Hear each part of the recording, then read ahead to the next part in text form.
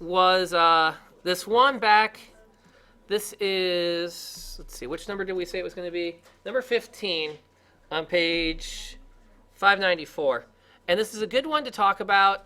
Now, guys, I expect here when we're reviewing homework to have notebooks out and be putting these in your notes so you have them for review. Especially those that did not get this right on the homework, or you didn't get this one on the homework, or you skipped this one on the homework. That's the group of people that really should not be blowing this time off, because this is a good test item. It's a good problem, actually. It's kind of you're going to see on the ACT as well. And it's a good way of showing you understand how these formulas work.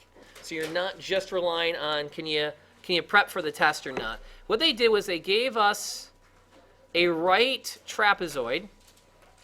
So there's the trapezoid. And they gave us some measurements. This over here is 8. This over here is 20. These are right angles, and they told me the overall area of it was 280 square centimeters.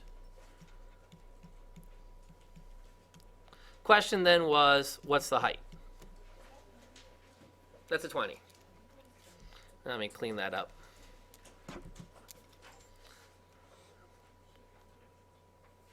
There. What's the formula for the area of a trapezoid? Half B1 plus B2 times height. Half the sum of the two bases times the height. That's the area. I've got everything except height, right? So all I do is plug in what I know. 280 goes in for the area. Half goes in where half goes. 8 and 20 go in. That leaves me one variable. I know how to solve that. I can clean that up. So 280, it's 28. Half of that is 14. Divide by 14. And I get h is equal to 20? Yeah. And that's it. That's all you had to do. The challenge with this one is that it's easy to get lost because it's not a straight plug and chug. There I am. And there's my units. Nope, that should be centimeters. Blink. Does it matter about your replacement of like base 1 and base 2? Nope. B1 and B2 can be swapped. Still works. You can also write it as, and this is the way a lot of other students I've seen do it, B1 plus B2 all over 2 times h. They look at that as the average of the two bases and then multiply that by the height. That'll also work. What else can I say about that one?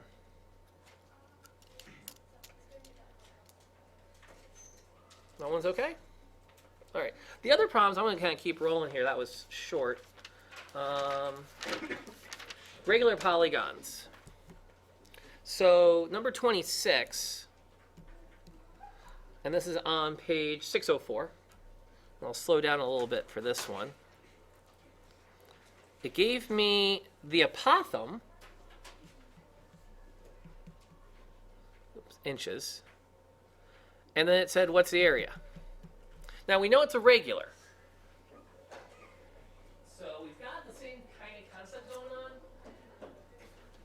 The difference is that instead of giving me a side length, I've got that apothem going on. So I can use the same strategies from before, though, can't I? Let's look at this triangle right here. And then I can work with that angle. What's that angle going to be? That's the 60. When I peel that out and look at just one part of it, this is going to be 30 then, because that's half of 60.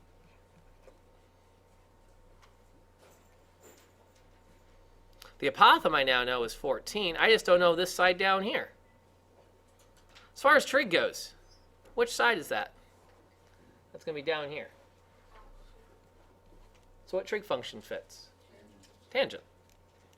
Exactly. And this is really just like what we were practicing before, except that we've changed it up. So instead of having it be a case of using tangent to find the apothem.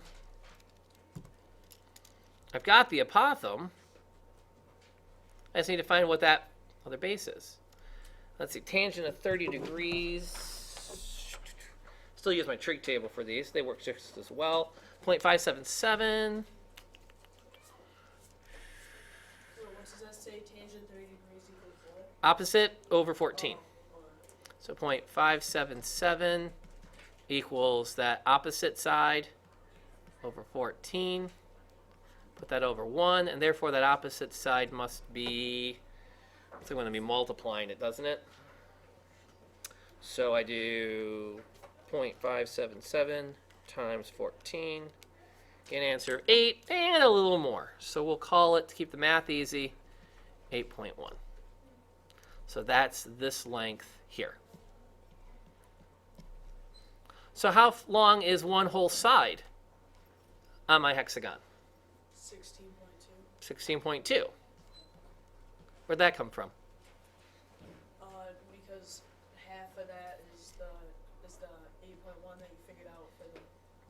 Right. This is this triangle right here. So I got half of that is 8.1. So now that I've got that, I know one side is 16. I can do the perimeter.